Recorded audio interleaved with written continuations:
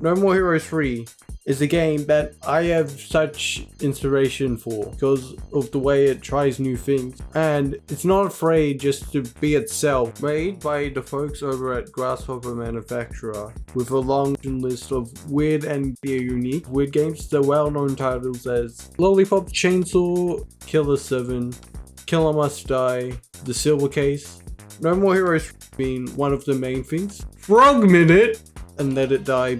And they went to that they published from different companies games. They're mostly known for the games directed by the founder Suda51 that had a long and intensive career in the games industry. He was originally content of work a funeral parlor, and then a loved one suggested that he should make games. He started off at Human, worked on the Pro Fire Wrestling series. When it came for the second one that was on, he was the one that did the story, and it didn't have a happy ending. It was something very unheard of at that time. Having a bad ending that it's just the default ending. Things have come on what type of games that Suda makes, and he isn't afraid to get weird and just go for the heart. And I think that's a strength that people need to learn, that games from the heart, they gotta have fun with it, and then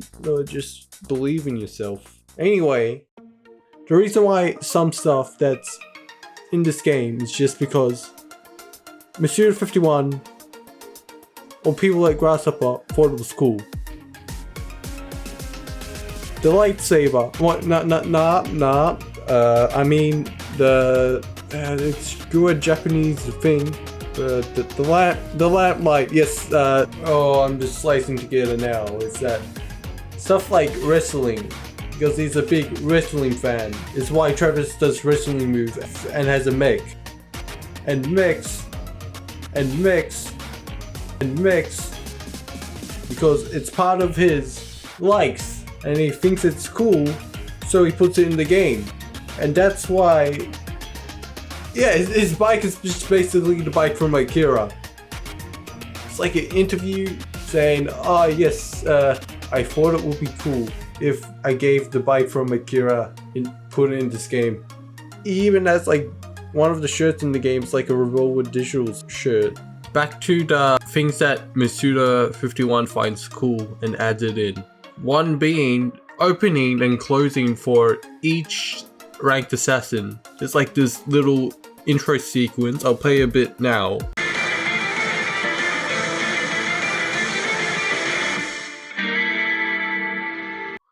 And the closing sequence, it goes hard. It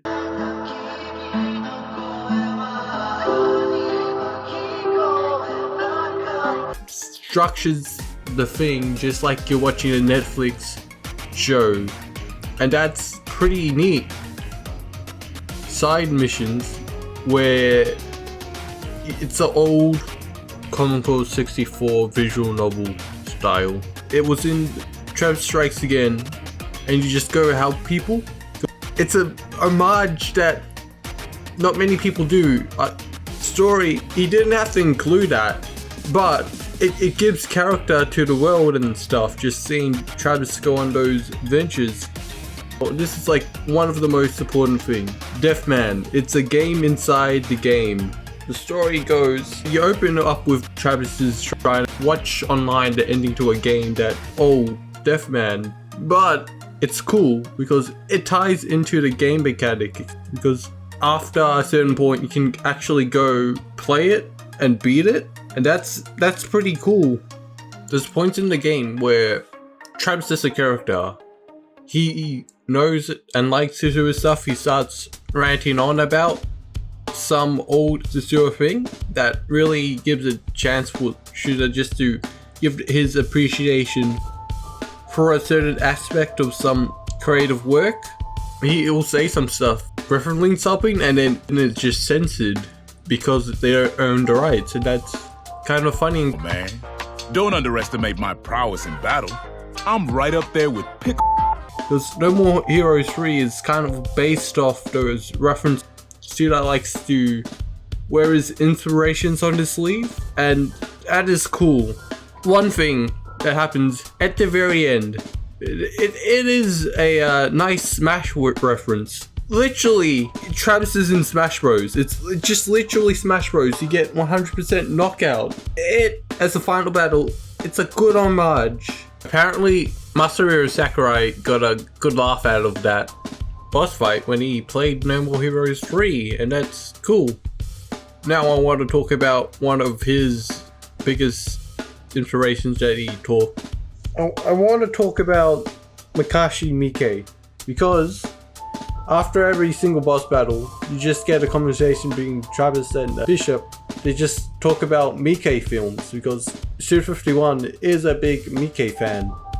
And, funny enough, he gets compared to Miike a lot because of his unconventional style of game making. Wide variety of different styles of game. Like the Miike that has huge variety of different films.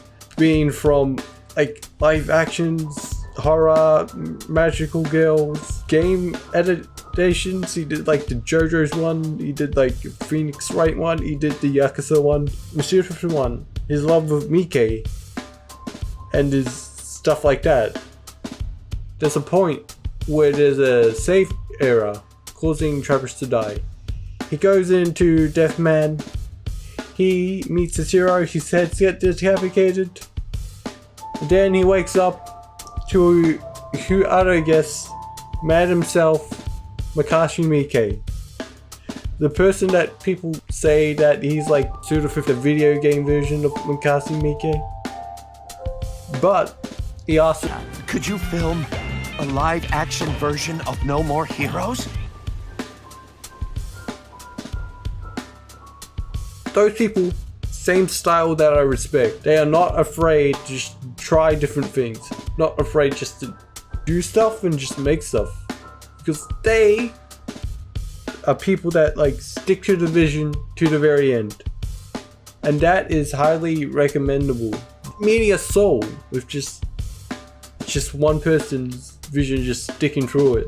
Because individualism. This is the part one I can talk about Kill the Past.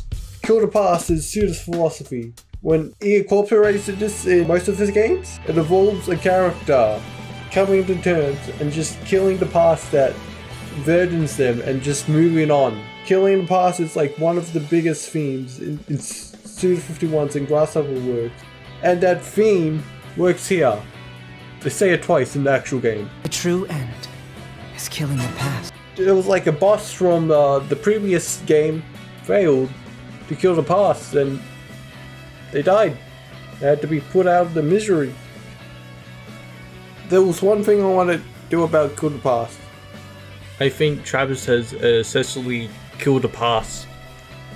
In his outings, in Travis Strikes Again and in 3, because now he's much more of a mellow and laid-back character instead of the bloodthirsty wee maniac in the first game. He gets older and then kind of has more respect for life, and then he knows that he cannot escape being an assassin. A bunch of character moments in this game where Travis just helps people out. Senseless violence, he matured to that. Now he's got friends, family, a city to look after. He now has got something to go home to. That is a turning point for Travis Touchdown, because this game kind of has redemption things also that I won't get into because it's a big topic. Sometimes Suda51 has burning expectation because of wanting with the player. Half of the boss fights are actually fake outs. Just half of the alien assassins galactically are just fake outs, and that's kind of funny. I want to highlight this one fight against Sonic Juice. So basically, this one, I want to highlight this fight because this highlights Suda's creativity. You wait like 3 minutes for the guy to get here and then you just start talking. They made a reference to like young gamers not dropping the game because they had to wait. Younger gamers don't like waiting for shit. Hey, young gamers, I'm terribly sorry for making you wait. And then they start talking about RPGs versus action games. Speak for yourself, buddy. I'm all action, or GTFO. And then text box appears in like those old RPG style. We talk about, I think, Final Fantasy characters looking like stupid by censoring the name. Because the characters look fucking... But do the characters look branding power that is? I couldn't face the reality that the characters look absolutely...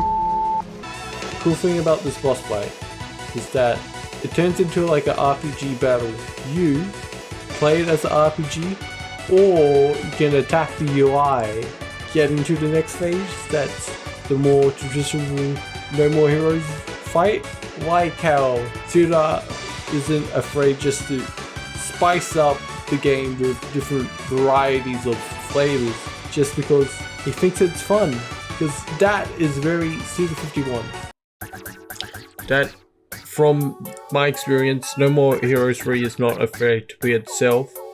This game goes hard. This game doesn't afraid just to do what it wants, when it wants. It just doesn't afraid just to go off the rails. And that is inspiring because there's too many games that just want to be big AAA open world number go up. People will play, but will they remember? I think you just gotta have your own flavor, and this game does that. Really impressed and inspired by Suda 51 and Grasshopper Manufacturer just to make games that true to themselves. Creativity aspect. What a Grasshopper game means to different people. Some say it might be Kill the Past, some say it might be something to try new. I say it's just games that are not afraid just to be themselves.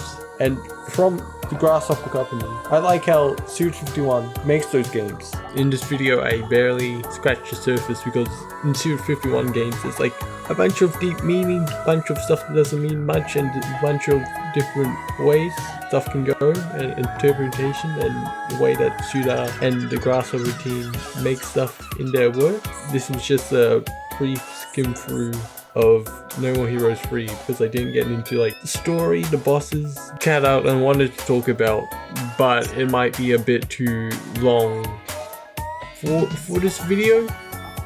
So No More Heroes is not afraid to be itself, and that's pretty epic.